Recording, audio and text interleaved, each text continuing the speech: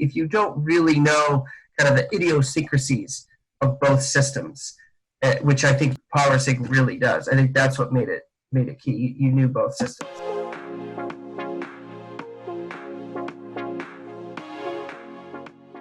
Relyco was working with a company who was going to design the website, and they said they could do it. They could sync with Salesforce, and they were pretty confident about it. But I am always weary because if you don't know Salesforce and you say you can do it, I just don't believe that sort of thing. So I was a little cynical, and when they delivered what kind of the proposed solution, I could tell they had just Googled, sync Salesforce and Magento, and they came up with this kind of like $800 solution.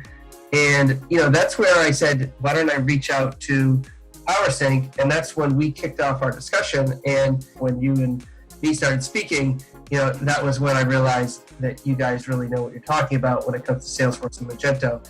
And it was kind of a no-brainer at that point for me to recommend, like, okay, we got to use them to sync Magento and Salesforce.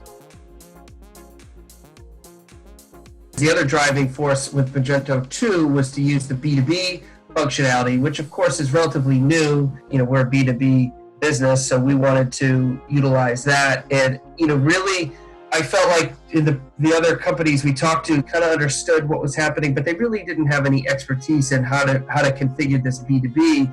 And I felt like you guys really were on top of that. It was really helpful to have you guys you already understand that. And Salesforce. I mean, that's the key. You get plenty of e-commerce people that maybe understand Salesforce to a degree. They say they could do it, or, oh yeah, we can do it. But if you don't really know kind of the idiosyncrasies of both systems, which I think PowerSync really does. I think that's what made it key. You knew both systems. Click the subscribe button to show us your appreciation.